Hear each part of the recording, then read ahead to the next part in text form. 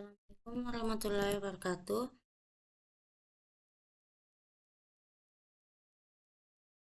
Di sini saya akan menjelaskan tentang unsupervised learning.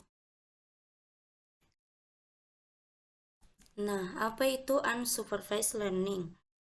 Unsupervised learning ialah bagian dari machine learning di mana data yang diolah tidak berlabel dengan tujuan untuk menganalisis pola atau kesamaan suatu data atau objek dan kemudian mengelompokkan objek-objek tersebut berdasarkan kemiripannya.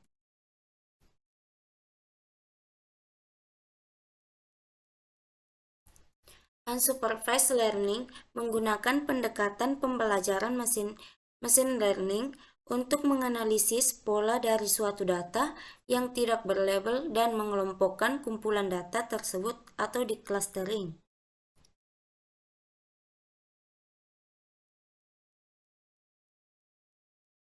Nah, untuk jenis algoritma unsupervised learning sebagai berikut.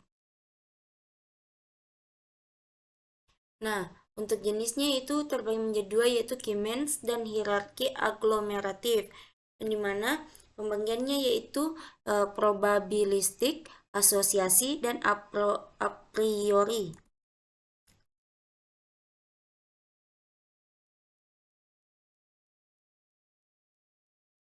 Nah, untuk hierarki aglomeratif, yaitu aglomeratif atau metode penggabungan objek adalah strategi pengelompokan hierarki yang dimulai dengan setiap objek dalam satu klaster yang terpisah kemudian membentuk klaster yang semakin membesar. Jadi, banyaknya klaster awal adalah sama dengan banyaknya objek. Nah, untuk metode yang digunakan dalam aglomeratif hierarki untuk membentuk klaster ialah dengan menggunakan metode linkage atau disebut jarak.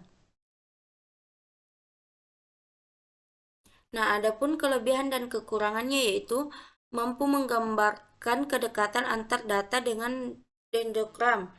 Kedua, cukup mudah untuk pembuatannya. Yang ketiga, dapat menentukan banyak klaster yang terbentuk setelah dendrogram terbentuk.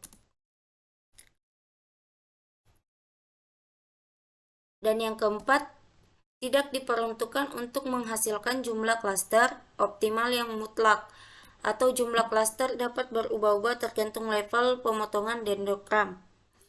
Dan selanjutnya cukup berat komputasinya untuk data berukuran besar.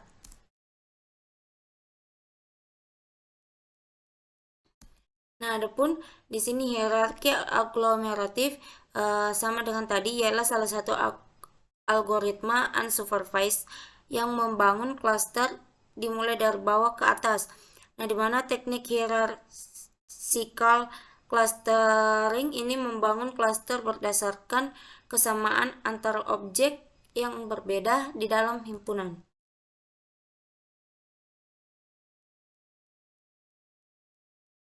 Nah, mengapa? Dalam hierarki clustering kita tidak perlu menentukan jumlah clusteringnya. Tidak seperti algoritma K-means, di dalam algoritma tersebut kita perlu menentukan jumlah clustering terlebih dahulu.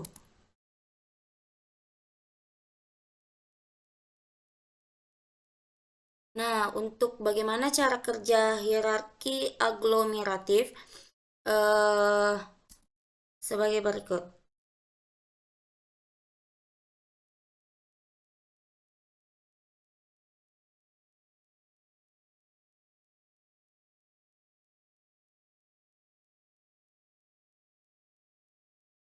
Nah, untuk yang pertama, setiap titik data yang ada kita tersebut sebagai cluster tinggal. Jadi ada n cluster.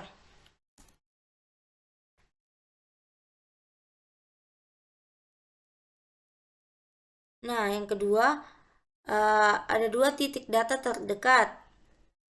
Metode ini disebut simple linkage, yaitu tetangga terdekat. lalu buat jadi satu klaster atau disebut klaster N1.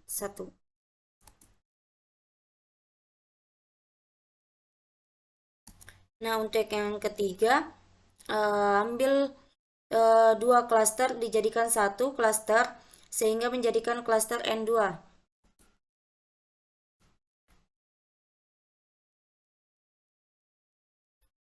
Nah, sama dengan tadi, setiap titik data yang ada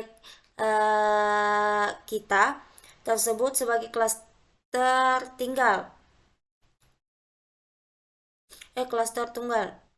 Jadi ada N klaster.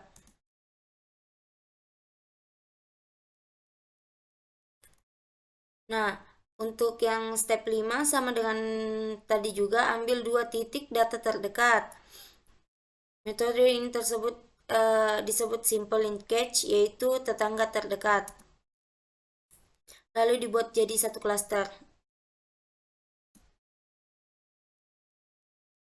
Nah, untuk yang step 6-nya sama dengan sebelumnya, yaitu ambil dua klaster dan dijadikan satu klaster sehingga menjadikan klaster N2 sama dengan tadi.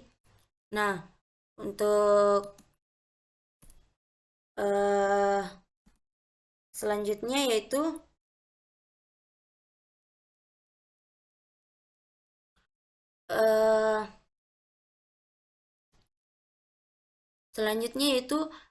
masuk ke metode library-nya, di mana di sini kita memasukkan beberapa sintaks untuk menjalankannya. Seperti ini. Ini adalah sintaks dari asosiasi, ini cluster, dan ini klasifikasi.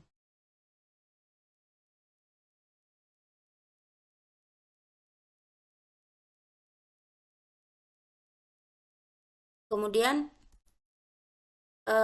selanjutnya untuk bayar implementasi dalam bisnis, yaitu bayar persona, di mana bayar persona adalah mengidentifikasi konsumen berdasarkan data pribadi, tingkah laku, dan kebiasaan berbelanja untuk mengetahui siapa konsumen terbaik atau yang paling cocok untuk produk bisnis kita, di mana tujuannya untuk mendatangkan banyak konsumen untuk mengetahui kebutuhan atau keinginan konsumen terhadap produk yang dijual serta dapat mengembangkan produk atau layanan baru. Nah, di sini diklasterkan berdasarkan data kemiripan. Contoh, penjual atau seorang pebisnis ingin mengetahui konsumen seperti apa yang paling cocok untuk membeli produk bisnisnya lewat metode bayar persona. Nah, di sini menjual data-data dari konsumen yang misalnya data pribadi berupa hobi, sudah makan atau belum, tingkah laku, atau bagaimana kebiasaan berbelanjanya. Terus kemudian dari data-data tersebut akan dikelompokkan berdasarkan kemiripannya.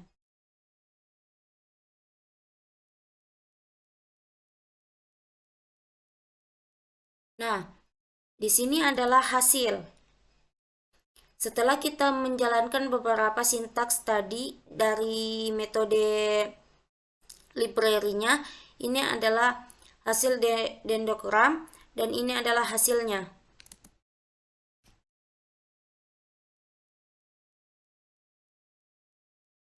Nah, sekian dari saya, kurang lebihnya mohon dimaafkan. Wabillahi taufiq wal hidayah. Assalamualaikum warahmatullahi wabarakatuh.